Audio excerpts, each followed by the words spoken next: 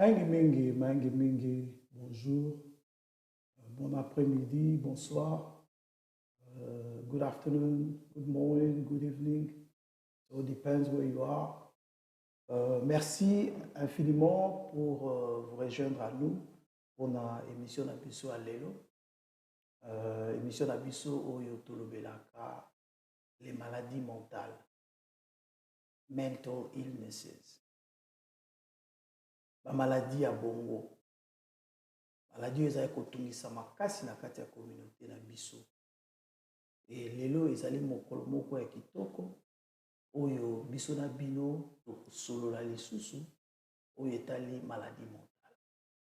Toza pe na mopaya lelo na kopesa ye maloba ye akose présenter etango akose présenter na monoko lokota to na langue oyo akokoka ko maîtriser nde yango tokosalela interview. Maman Malbombo Kayo, est-ce que vous pouvez se présenter? Est-ce que vous pouvez vous présenter? Bonjour, je m'appelle Anna Aurélie Angwaba. Je suis la fille des pasteurs Rigide et maman Aurélie Angwaba. J'étais née au Congo, Kinshasa, et je suis venue en Angleterre quand j'avais 3 ans. Ok, merci. Donc, 3 ans, vous êtes en Angleterre, en Europe. Yes. Okay. Donc, otangi awa makamunyo so awa. Yes. Okay. Donc, lingala pe o bunda kamuke o lobakamwa lingala. Na yo kaka lingala, mais c'est vraiment difficile pour le lobango. Ok. Yeah, mais déjà ils ont lobango bien. Ok. Donc, on a comprendre. Ozo koyoka oyoka. Yeah. Okoki pe koloba, mais peut-être que ça l'interview na lingala nde. Et vous allez difficile. Et vous allez difficile. Yeah. Comme otangi awa na Angleterre, toko bundalango na anglais, français, tout là. Is that okay? That's fine. All right, okay. Well, you came here, you were 3 years old, so you schooled here. So this is pretty much your life here. Yeah. So you've never went back home? No. Not even close, not even to... Nothing. No. Okay, so this is it for the time being. Okay. Yeah. Right. For now, yeah. For now, okay. Well, tell us a little bit about you growing up here then. So basically, I came here when I was 3 years old. I came to the UK when I was 3 years old, and I've done nursery, reception, primary school, high school, uni, everything here. I studied in uni. I did I did counseling studies, and I'm currently now working in a behavioral unit secondary school as a behavior mentor. Okay. So yeah, that's pretty much me at the moment. That's pretty much me. Okay, all right. Well, tell us a little bit about your parents, because I know your dad's a pastor. He is. Okay, and your mom? So my dad, as a lot of people may know, his name is Pastor Rigide. He's a pastor, and my mom, he's Mama Aurélie. He's been in the industry for a long time. He's like, we basically grew up in a Christian household. Okay. So they've been my support system. They've been there for me a lot. They've done a lot for me. And I appreciate them so much. A lot's changed, but we're just adjusting and like taking one step at a time. So yeah, that's basically, there's not really much I can say about them, because I know they're probably watching. I don't want to say too much, but yeah. Well, yeah. I know your dad is a big brother to me. Yeah. And also he's a friend, a good friend. We talk a lot, we discuss a lot. He's a very wise person. He is. Very wise person, Apart being a man of God, he's a very, very wise man. Okay. Now, tell us a little bit about what made you decide that mental studies was what you wanted to do in your life. Did you make that decision when you were younger, or you wanted to be something different, or along the way you've changed your mind from one thing to another? What happened? To be honest, I'm not gonna lie, I've changed my mind a lot in the career aspects that I want to go into. But mental health was really a priority for me, just because I do suffer from mental health. So I can understand from a patient's perspective and again from a professional perspective. Not that I am clinically qualified, but I understand from both perspectives because I've worked in mental health sectors. But regarding mental health, it's something that we go through every single day. Sometimes we don't even realize, just because of everyday stuff, especially here in the UK, the stress that we go through every single day. It has a big impact on mental health. So I think it's because it's so close to home, and I feel like I can benefit more because I can see both perspectives from it. So that's why I actually picked it, and it's such a broad subject. Mental health, it's not something small, it's wide. So there's loads of different types, there's loads of different sectors. So yeah, that's basically what it is. It's from the experience that I've had and that I'm still going through, because every day is a learning. It's a learning ladder. So it's basically that, yeah. Okay, all right. Well, before we, dive deep in your experience, I'm sure somebody's looking or somebody's watching us, and they look at you, they're like, she seems so young, Yeah. She seems so young, she's so beautiful. What are you talking about, mental health, You're so young. So what can you tell a person like that? Because some people have this idea that there is an age, or there's certain things happen to old people or to men and not women, or to babies, or so can you break that to a person like that? Yeah, mental health doesn't have an age. There's no age, but it's not like you have to fill in an application and apply for mental health. It's nothing like that. It can occur at any time. It can occur at any age. Some people will suffer from it from a child, from the experience that they've been through. Some people from adults, just from day-to-day stress life, bills, etc., finances. Some people can. It depends. Like, it just depends on how you conduct your life and what you are going through. Some people have an easy life, and they're the lucky ones, and they don't get to experience it. Some people, like you said, every day it's a challenge. It's a severe challenge, and mental health is real.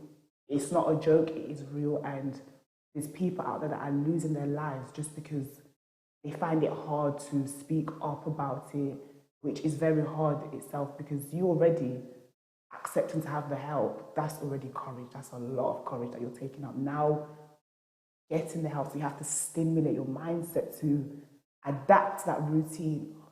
It's a lot. So mental health doesn't have an age. It can happen to anyone. Some people are lucky, they don't have to go through it. They have a good life. Some people, it's unfortunate that they have to, and they have to adapt to it and try and better themselves in order to come out of that dark place. So it's mental health issues have nothing to do with age. So it can happen to anybody. Absolutely. Young, old. Absolutely. It can happen to anybody. Absolutely. What about people who think Europe is paradise? When you land in Europe, everything is there. You look beautiful. You've got money. You've got, So they're thinking mental health in Europe to a black person, a black woman, black don't crack, black, with this, with that. So what can you say to a person like that? I don't know how people in Africa interpret Europe. It is not paradise. Is it not? We suffer here as well, you know. Bills pile. Look at for example, the pandemic. Look at this. Like, this is. We're actually living through a pandemic. We were living through it last year, and now it's carried on to this year. It's hard. Us here in Europe, we work so hard for our money and all that. Like, it's just our mindset has to, you know, get up every morning, do this, do that, stimulate your mindset. You've got to pay bills. You've got to send money back home. You've got to do this. It's a lot. Like, I think we take a lot, and this is why people's mental health state are getting affected because of everything they have to carry, all these burdens they have to carry because it's hard. It is hard. It's hard in Africa, it's hard everywhere. It just depends on how you conduct your life and what your chances are. There's nothing else that I can say because... It's better you say it than me, because I want people to hear it from you. Yeah. Okay? Because the assumption is that, you know, once you land in Europe, it's your courage. You know, you can just, there's money on the street, you know, you can just grab it. And if you don't grab it, you're lazy. So if you're not sending money home, you're probably lazy. So that's what people say, that's what people think. Yeah. I just wanted you to pinpoint that. So thank you very much. Now, let's go to your experience. It's what you can share with us, because at the end of the day, there's somebody out there, okay? And she or he is going through the same thing. Is traveling through a hard time. He doesn't know, he doesn't see the light at the end of the tunnel. So what we're trying to do is, you know, just lend a hand. You know, if we can pull that person, if we can help one person, I think one is good enough rather than, you know, help nobody. So we get our knowledge, we get what we are from our community. So we have to give back as well. So this is our way of giving back. So if you can tell us a little bit about your experience, and now we're basically going to take it from there. That's fine. So I won't stop you. So regarding my mental health experience, I suffer from PTSD and anxiety. PTSD stands for post-traumatic stress disorder, and anxiety is just related to worry, stress. But I'm going to more focus on anxiety, because I feel like with this day and age that we're living, regarding the pandemic, anxiety has played a big part with me personally, and obviously probably for other people as well. Anxiety. Well, talk to me as if you're talking to my grandmother. Yeah. So trying to use plain language. Yeah. You know, like you know, simple language. Jargon. Yeah. No, that's so that my grandma can understand. Absolutely. Yeah, so break it down nice and easy. Take your time, and then, you know. Anxiety. Anxiety is basically the way I would interpret it, because with what I've been through, it's worry and stress. And if I give myself an example, when I suffer from anxiety, I can't leave my house. I can't leave my house. I'm worried. Like, my breathing gets heavy. I get paranoid. When it comes to leaving my house, I literally can't do it. I feel like as soon as I leave, as soon as I walk out the house, everyone is looking at me. I feel like everyone knows exactly what I'm going through. And it's like, it just keeps replaying in my head, everything that I'm worrying about, it keeps replaying in my head. And I feel like everyone is watching me, but I know these people don't even know what you're going through. So why do you care? But that's just how anxiety works. And that's how it's played a part in my life. It's just, I feel like everyone knows.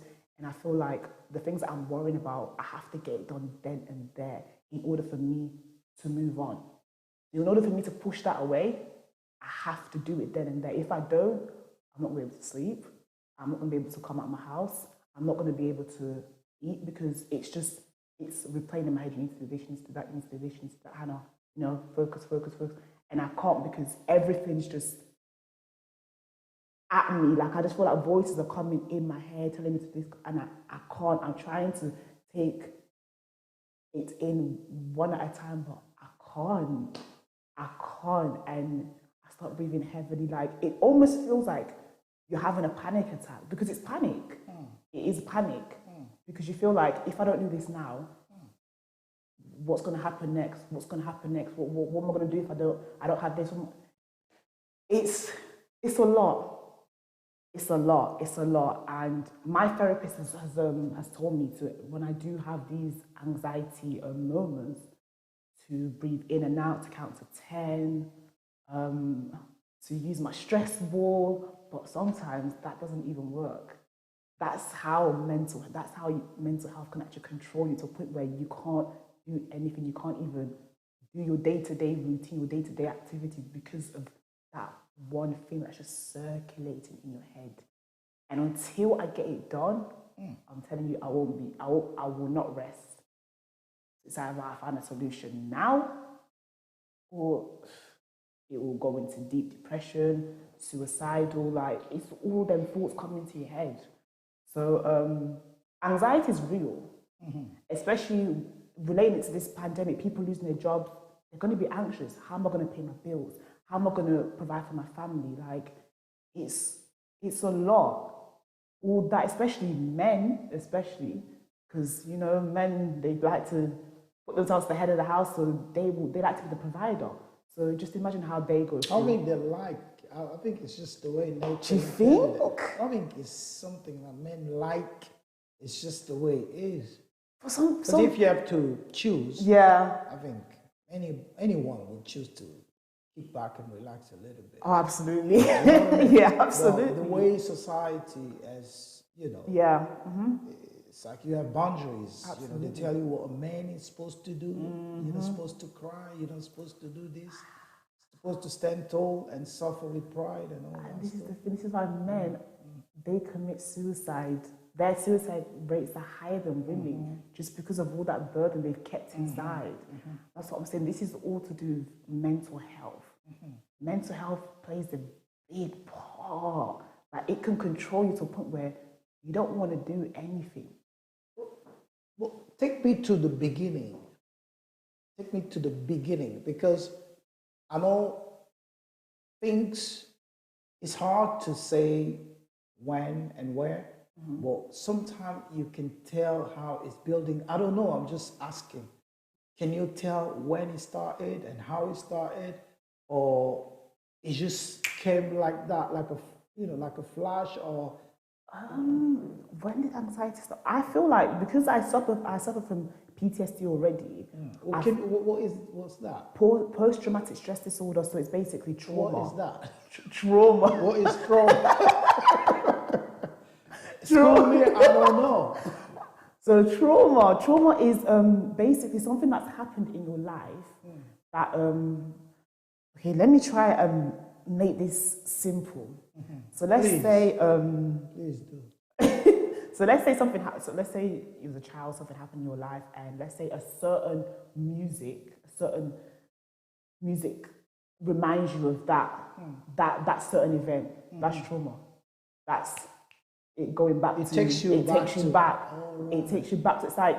It's like a trigger. That's the trigger. The music will bring you back to that place. I see. Do you know what I mean? I get it now. Yeah. So let's say you see like your primary school, something happened there. That's the trigger. Your primary school, because that's where everything all happened. Yeah. So that's the trauma. So okay, is it in a good or bad way?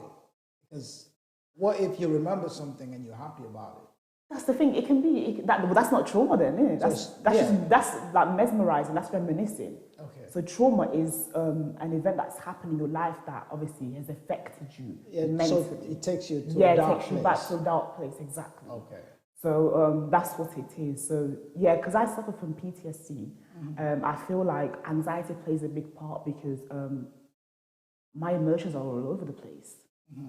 And I don't know how actually anxiety started because I didn't even realize it was my therapist that actually diagnosed me. I didn't realize. She was like, the way you're talking, the way you're moving, you know, the way you're shaking, like the way you're speaking, because she could hear tremble in my voice. It's like showing signs of anxiety because you're worried and anxious about these things that are not happening, that's happened, that you want to get over. And it's like you're trying to push yourself to get over it. But the more you're pushing yourself, the more you get anxious because it's not happening according to your time. So I had a few mental breakdowns at work, around my surroundings. Sometimes, you know, I'll be hot, I'll be cold. You wouldn't know whether today is it a good day? Is it a bad day? We don't know whether to talk to her. Sometimes I just wouldn't want to talk. And just my body language itself, it just shows that I'm not in that mindset to socialize or communicate or just to do anything at all. So anxiety is just, it's broad as well. It's broad. You can't pinpoint on, yeah, this person's got anxiety. It just depends on how you... Well, can you tell if it's coming, or can you feel like is there a trigger, or is there, you know, like an accumulation of situations that leads to like a breakdown? Or is it just in a moment something happens? Or It can be both. It can be in a moment where something happens, you're getting anxious about why it's happened, why it's happened, like why is this happening to me? Or it can be, for instance, finance, rent, bills. That can give you anxiety because that's for sure. I don't have a job. How am I going to pay this? What am I going to do? How am I going to get the help on time? My rent's due this day. Like my finances have been cut back. What am I going to do? You're getting anxious. You're trying to stimulate your mindset to calm down, but you can't because them emotions are overtaking you. They're taking control of you. They're overtaking you, and you're trying to stop yourself, but you can't because you're in a panic. Like you're in a panic and you can't stop yourself. You actually can't because you're gonna be anxious about how you're gonna pay this, how you're gonna pay that, how you're gonna get through the month. And the thing is, you don't even know who to ask for help because it's that pride that we have. We don't want to go and ask for help when it's actually okay not to be okay because we all go through it. We all need help. We all need stability. We all need that. So yeah, that's basically how I would describe anxiety. It's a broad subject as well. Well, even understanding what you just said there, it's overwhelming in a way. You know, it's overwhelming in a way. Well, I'm thinking you have siblings. I do. Yeah, so you have brothers and sisters. I do. Okay. Now, once all this is happening, you have to be a big sister to somebody. You have to be a child to somebody. Oh, the dynamics, how does that work? You know what? Did you feel understood at the time, or did you feel like it's me against the world? Or Oh, definitely me against the world. Really? Definitely. Because you know when you're in that dark place, that mental state, you feel like no one can understand exactly what you're going through at the moment of time because no one can. Even they try to say, oh, no, I understand what you're going through. No, it's okay. It's going to be okay. No, it's not going to be okay because I am here. So it's not okay. And I don't want to be here. I want to get myself out of here. And growing up in an African household, it is challenging itself. That is a challenge itself. That's a whole different sort of emotion. That's a different level of that. Yeah, because I'm the oldest. I'm getting because I've got 2 younger brothers and a younger sister, so they look up to me. So they're expecting, no, and you need to be okay because if you're not okay, we're not okay. But I'm just like, no, I'm going through something else. You're going to be okay. You're not going through what I'm going through. But sometimes you have to take yourself out of that position and you've got to be that big sister. You've got to be that role model, but I don't know, like, it's hard, it's really hard, because that pressure that, it's not even that my parents put me pressure, but I knew myself, the expectations that they expected of me, so I had to put myself pressure in order to accomplish my goals, in order to be that big sister, in order to accomplish my studies and everything. Because I was going through this mental health all through my university studies, and that was hard. That was actually, it was hard because it came to a point where I had to redo my last year of uni because I failed it, because I was mentally, I don't even know what to say. I was just mentally distraught. I really was. But my family did help me a lot. They, my mom, dad, they're Christians, so obviously their prayers helped a lot. Like they've been my support system. They've been there for me a lot. And now that I'm older, they understand better.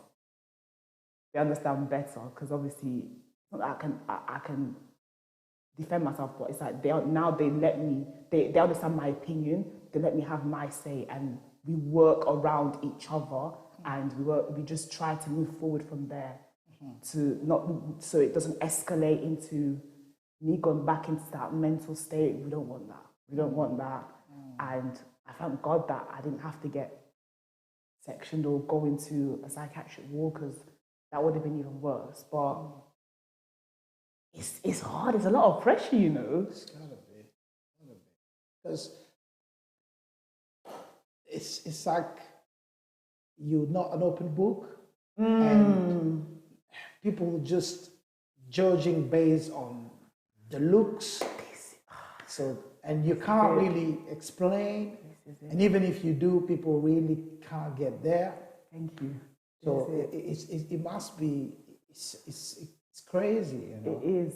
It's crazy. But what's the worst thing you can say to somebody going through that? Okay, the worst thing that I've been, Because people might, oh, it's gonna be all right. Oh, you're doing too much of it. Oh, come on, get a grip. Or what is it? Get a grip, come out of it. You're telling me to get a grip. As if you have a choice or something. But you see, because with the way I am, because I have a short temper, when you say something like that to me, I'm gonna go mad. Yeah, I'm gonna go mad. Telling me to get a grip. Do you know what I'm going through? You're telling me to get a grip? No, come on, man. Like, oh, come on, like, stop attention seeking. I'm attention. The thing is, see, that's the thing. See, no, seriously, that's the thing. Because somebody watching us, yeah, they're thinking, whenever I say something, or whenever I'm about to say something, people think I'm an attention seeker, or I want everything to be about me. You know, when it's not, when she's or he's actually going through something. Absolutely. You know? So those are the things that one should not say. Well, what can we say instead? you know, it's not even what you can say, it's just being there for the person and being. But you know, people, we want to say something. Sorry, I cut you. Yeah, no, it's fine. It's going to be okay. You're not alone. We're supporting you. We're behind you.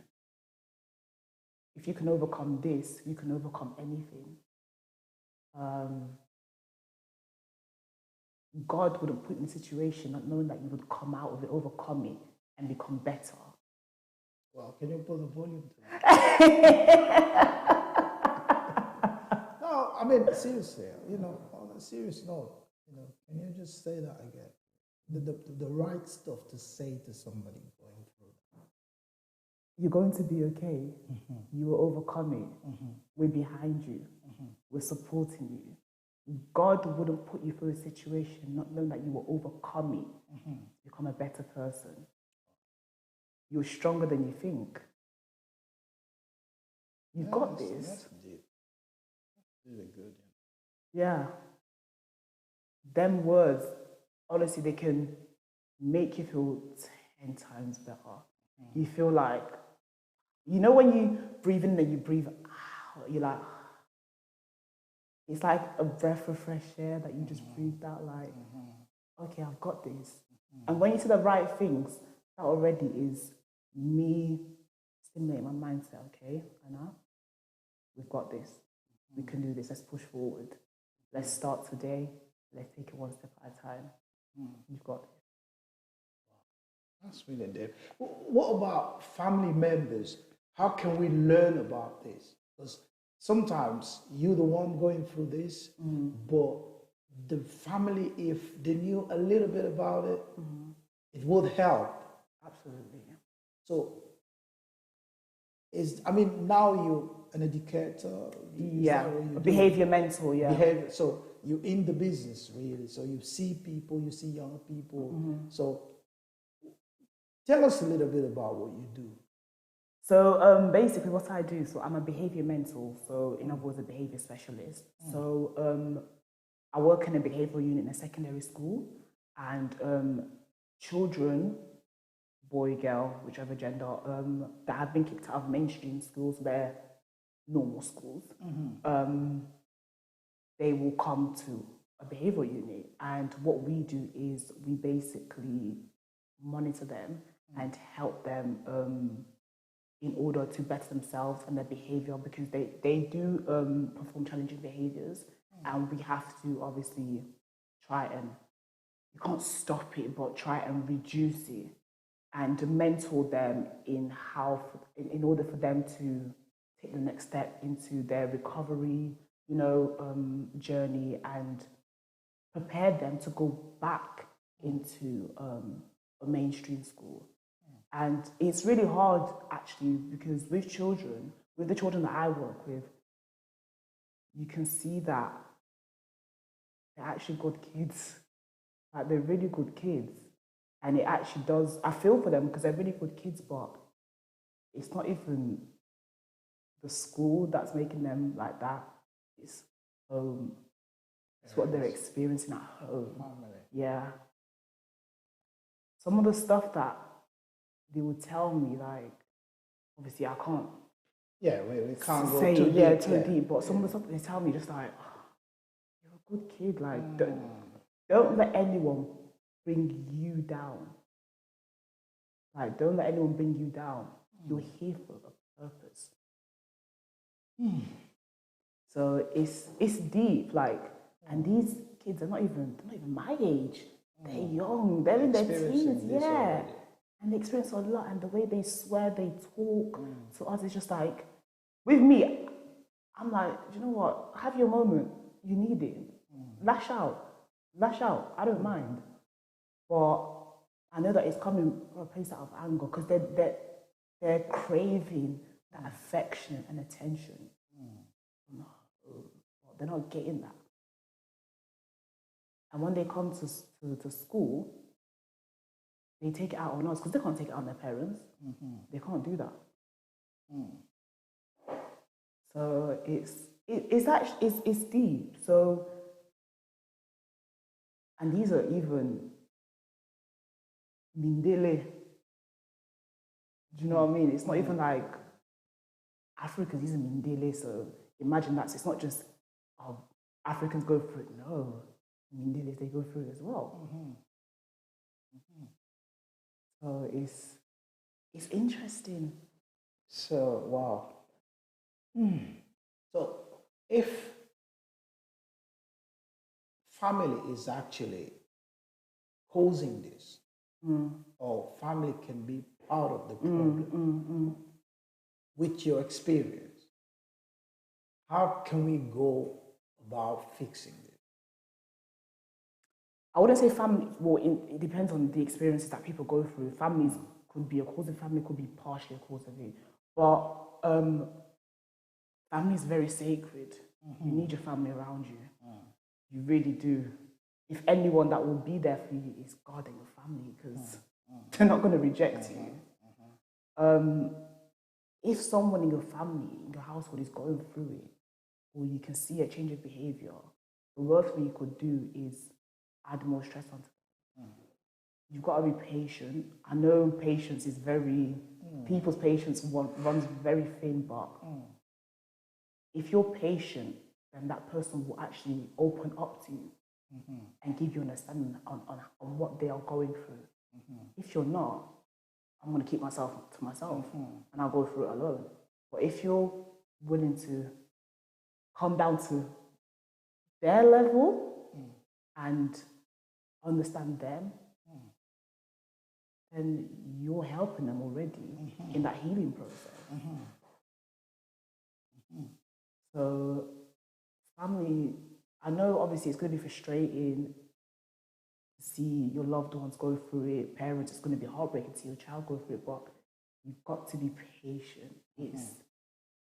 It's not something that they can control. They can't. Nobody can control mental health. It just, there's no application. Let me apply for mental health today. It's not like that. It can happen through a life experience, through losing a job, through different types of things, through bullying, through a lot.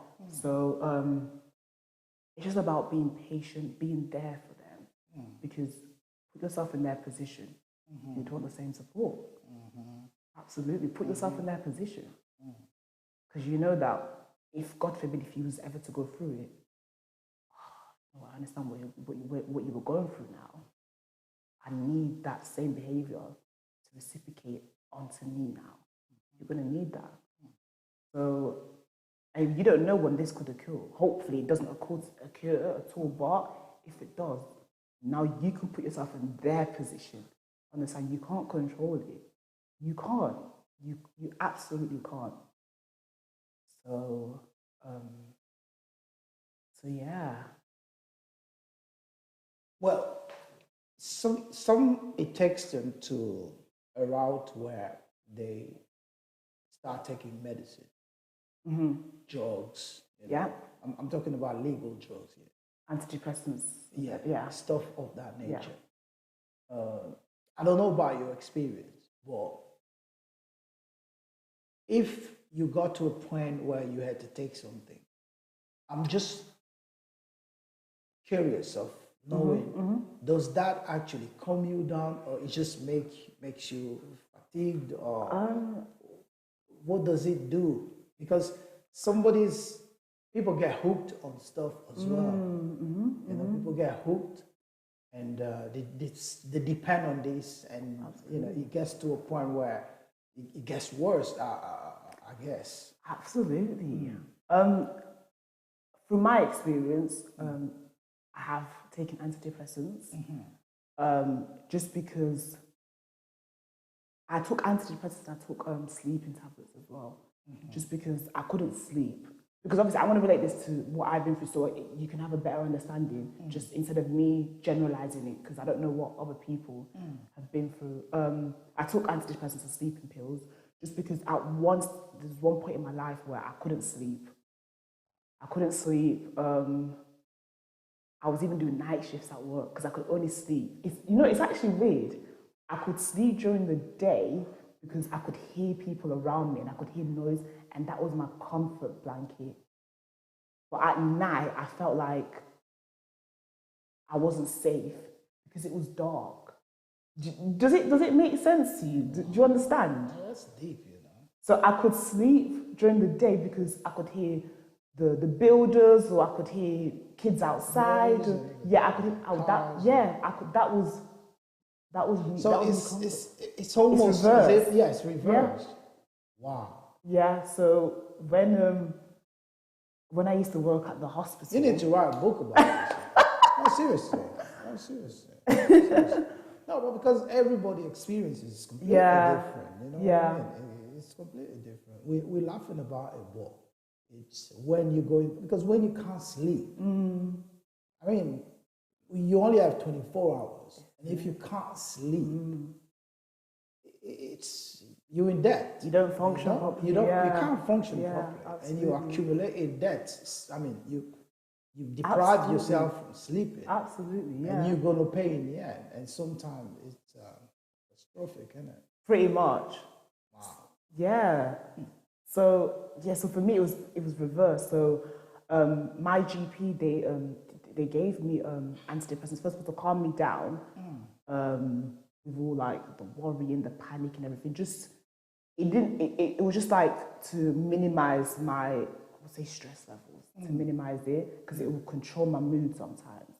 And the sleeping tablets, because if I knew that I was doing a long day out at the hospital, I would get anxious and I wouldn't be able to sleep, just because my mind is so set on sleeping during the day, and I wouldn't sleep. So when I would wake up from a long day, I would come into work looking like a zombie. I couldn't sleep and I couldn't function. That's why I asked them, can I switch to nights? Even if I do one long day a month, that's fine. But for me to do like long days every time, honestly, I can't do it. So they did that. But for me, the antidepressants, the side effects to it, tiredness, dizziness,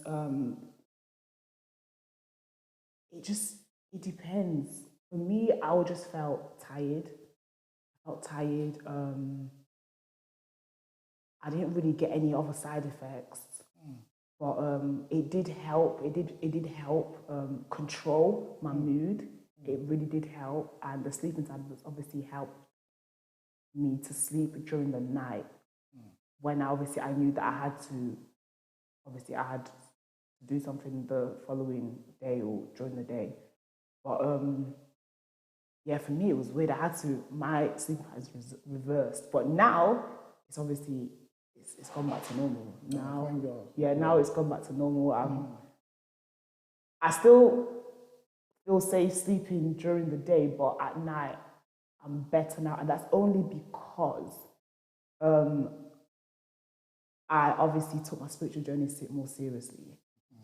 That's why. If it wasn't because of that, I'm not gonna lie, I probably would have still been in that same mindset. But what helped you get in that direction? in the spiritual journey, suicide. Seriously. Yeah, suicide. When I'm smiling because when you look I'm back, glad you're smiling. when you look back, you're like, that's deep. Yeah. You're thinking about taking your own life. Yeah. That's serious business. Yeah, no. Suicide is real. Yeah, I wanted to take my own life, not just once. I've wanted to do it a couple of times. The recent one was in 2020, beginning of 2020. I wanted to take my life just because of something that happened and I couldn't handle it. I thought the only way out was, can I just go? Just go. They don't need you anyways. And my parents, my family, they helped me like a lot. Well, thank God for your family, Honestly. Really, thank God for you. Yeah. No, seriously. Honestly. It's not, I mean, of course, we're laughing about it. Yeah. But it's when a person is going through this, you don't know. You don't know your next move. You have no idea what's going to happen. Absolutely. Because we only have now. We don't know about tomorrow. Absolutely. The next 15 or 5 minutes. Nobody knows. Wow. But it's even hard for me to ask you questions. No, honestly, be free. Not because I'm thinking your parents are suffering with you whilst you're going through it. It must be really, because I can imagine for a man, you fix problems. You think in your head, I'm the dad. I fix stuff. And here's my daughter. She's going through all these. And it's like, I'm helpless. That must be really, really hard. To be honest, I didn't tell my parents everything.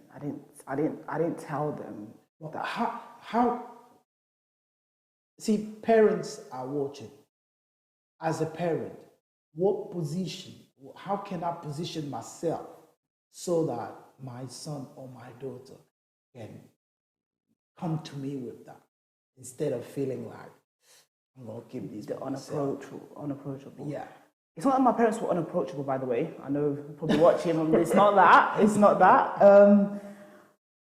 I think it just depends on the type of person that you are. With me, people that know me, they know that I'm a closed book. I'm a closed book. I don't like to communicate with people, especially about my private life. No. The fact that I'm even talking about this. It's a giant step, isn't it? Absolutely. Absolutely. And, I commend you for it. I'm really, I don't know what to say, Thank you for doing this, because somebody is definitely going to benefit. Because I'm learning as well. You know what I mean? I don't know everything. I'm learning. Yeah. I can't even tell the difference between anxiety and stress. I can't. We all go through stuff. When you give me an example, then I kind of get it.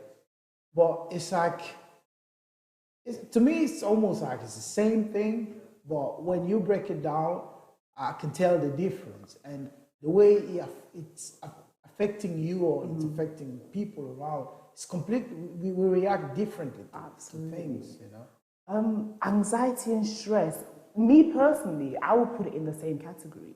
Yeah. Because stress will lead you into being anxious, or anxious will lead you into being stressed. They bounce off each other. That's how I would interpret. They will bounce off each other. Because once you're stressed, you're automatically anxious as well. Once you're anxious, you're stressed as well. It makes sense, yeah. It's just, I can see the link. Yeah. It's just now that you said it, yeah, that I can see it. Before I couldn't quite pinpoint what's what. But when you say it, obviously, it makes it easier to understand it. So thank you for that. You're welcome. Well, now, what about your day-to-day life? Friends, dating, because, you're not 10, you're not 15. Yeah. Sorry, Pastor. I had to go there. So, it's like, it must be tough. It must be tough. You know what? It was. It really was. Let's break it down. So, day-to-day routine. Nowadays, it's fine. Now, in order for me to set myself ready for the day, I have to work out. If I know that I'm not working, because obviously right now I'm not working because of the whole pandemic. I'll work out in the morning. If I don't, when you say work out, what are you talking about? Exercise. Yeah. Oh, right. Okay. That I feel like it just releases everything. Like a routine. Yeah. Exercise. It releases. It releases any stress, and I feel like I'm set for the day. If I don't do it, I feel like I'm gonna stay in bed. I just don't feel motivated. I just feel like, and I'll probably just call my best friend. I'll be like, yeah, Vanessa, I feel depressed. Just because I'm not, and it's nothing to do with me being mental health. It's just because I've not set myself, and I'm not motivated. I'm not pushed myself to do it when I know that. I know you can do it. What's holding you back? Why are you trying to bring yourself 10 steps backwards again when you're trying to move 10 steps forwards? So I need to set my mind in that routine, and it needs to adapt, and it has. And when I don't do that workout, I blame myself because I know that I'm capable of doing it. If you did it yesterday, you can do it today, and you know you can. So stop being lazy. You need to get up. Is that how you adjust yourself? Yeah, I have to. You need to get up. Stop being lazy. There's people out there in worse situations than you. So get up. Be grateful. God's given you the breath of life. You need to get up. Like now you're just, you're just being lazy. So that's the routine. That's the routine that I do. And sometimes I'll meditate. I'll listen to preaching, or I'll just listen to worship songs. And it depends on what I'm set for the day. But regarding friends, I don't have friends. Wow.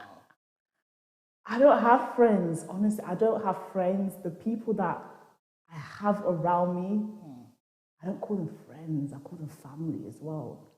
Because you've been more than a friend. You stepped out of your comfort zone and come into my comfort zone. I can't just clash you as a friend. You're not just anyone. You're family now.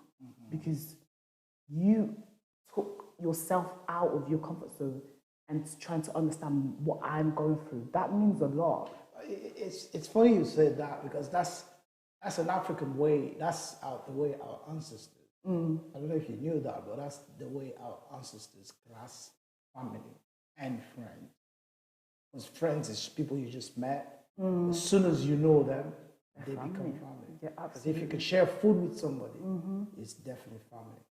Regardless of what food, you can share something like that, it's family. So Absolutely. That's really deep there. Yeah, so I used to speak to a lot of people, and then, you know, when you're going through a mental health state, you see the people that are there for you and people that are just there for you for their own benefit. And when I was going through my mental breakdowns, I was seeing people that were there for me and people that weren't there for me. I'm not saying, oh, because I'm going through something, you have to be there for me, but if you class yourself as someone close to me, family, I will, like, it's just common sense. Yeah. I'm not saying you have to do it, but I would, because I would reciprocate that behavior. I would do that for you. I would be there for you. So now I don't speak to a lot of people. I only speak to certain people that I know that. You chose a few. Yeah, I know that if I'm going through something, you got me. You got me 100. I know I can rely on you. I get that. And you should know that you can rely on me as well. Oh, absolutely, you can rely on me. If you're down for me, I'm down for you. Absolutely. That I hold my hands up. Makes sense. And then you have family, biological family, actual family. They're just amazing. There's nothing else to say about them. They know that there's nothing else to say about them. That they really. She said it on camera. So Yeah. You guys be good, so keep it up. They've been there for me. They'll call me, like if like my mom doesn't hear from me for like a couple of days. She's like, "You're right. You're right. What are you doing, Mom? I'm fine. I've not heard from you. Honestly, Mom, I'm fine. Like I'm fine." Even like Mom Mimi knows. She'll call me. Yeah, I miss you. Calm down. I'm fine. I'm good. Don't worry. I'm good. Because I know they get worried about me, but honestly, I'm not gonna go back to that place. So I'm good. Yeah, I'm stable. I'm good. We're glad. We're glad that. I mean, that's really good. Well, at least you've got some positive to say about Absolutely. it. You know, we can actually say that you've seen the light. Absolutely. At the end of the tunnel, and you intend to keep it that way. Absolutely. Okay. That's Absolutely. good. All right. Yeah, it's been a lot. It's been a journey. It's been a journey, but anyone that's going through it, it's hard to take ownership that you need help. It is hard, but once you're in that healing process, you're gonna feel 10 times better, so much better. And when you look back at what you've been through, if you can overcome that, you can conquer anything. Honestly. Well, when you were down, like when you recall being really, you know, at your bottom, you know, like in the pit there, Rock bottom, what pulled you through? What was it? Something that was said? Was it? I know, obviously, God. You know, people praying around you. But was it something? The reason why I'm saying this is because sometimes there might be a clue somewhere that somebody can hang on to. You know, like, well, you know, when I got to the really, you know, there was something that kept, you know. Kept me going.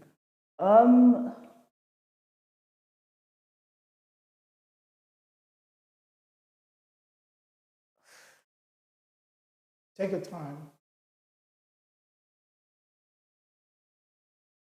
It was.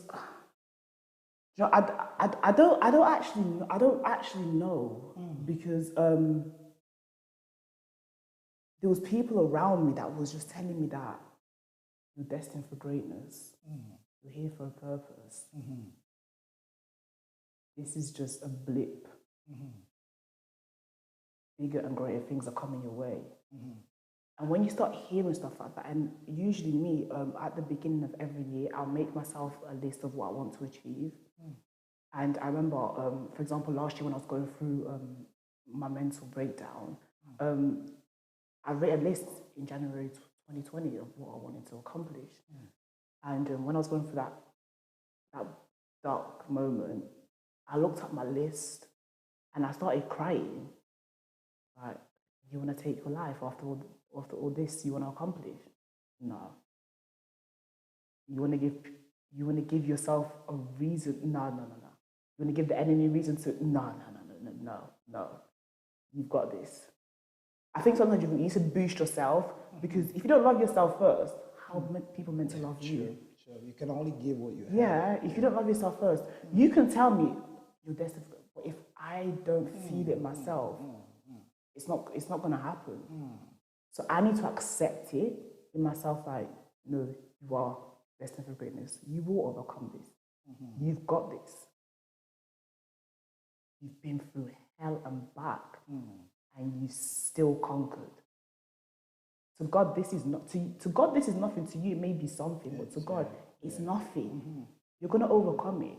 And I had to actually, when you're pulling yourself together, I had to, because if I didn't do it, what people were gonna tell me, it will go into one and come out the other, because I wasn't seeing it myself. You had to do the hard work. Yeah, I had to. They did the encouraging, but me, I had to. You had to physically pull myself together, and I have to do it, because. We commend you for that. Yeah, you have to. You have to, because if you don't accept that you can overcome it, you're not going to overcome it. Even if people tell you, yeah, you will. You have to accept it yourself. Your therapist can tell you, yeah, you will. But you need to accept it, otherwise you're going to relapse. And you're going to keep on relapsing. And it's like you're taking 10 steps forward, then 10 steps backwards all the time. And you're going to come to a point where you don't want to come out of that place anymore. Because you're so used to coming back. You don't want to come back, and you don't want to come out, because it's like you're comfortable. You're comfortable. Now you don't want to be comfortable.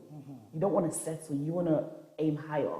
So, so I had to physically. For yourself. Yeah. Well, I'm glad you brought the New Year resolution. I made one last year. Yeah. And my wife showed me a copy of it a couple of days ago. Yeah. And I said I was going to be a vegan. It didn't happen. Vegan, that's a lot, Well, I was going for it, but it didn't happen. So I don't think I'm going to write anything this year. You're going to just take it as it comes. Take it one day at a time, because it's going to come back. Absolutely. Well, thank you so much, Mama Aurélie, for coming forward and for sharing your experience with us. We truly blessed. I don't know if you can say, if there's something you want to say to somebody, anybody who's watching us and who's maybe not going through the same thing, or just whatever you want to share with somebody, you can say a few words. I don't really have much to say. Just if you're going through a dark moment, or you suffer mental health, just know there is a light on the other side of that tunnel. There is. You will overcome it. You need to. I don't want to say put yourself together, but put God first, and let Him have your way in your life. Believe that you can overcome it. Like I said previously, God doesn't put you through a situation and that you will overcome it. You will. You absolutely will. This is all a part of His plan, His process.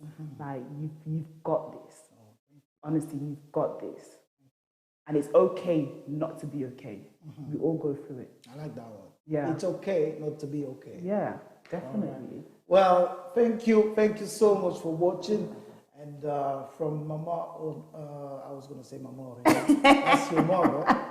Mama Anna, Papa Ejide, God bless you all. And from Mama Anna and myself, we say goodbye. Bye. Thank you. Take care. Bye.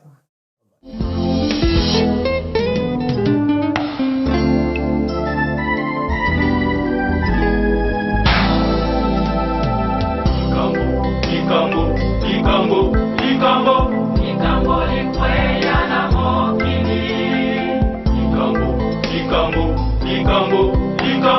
Nekongo Recoit Annah Africa. Nekongo Recoit Annah Congo.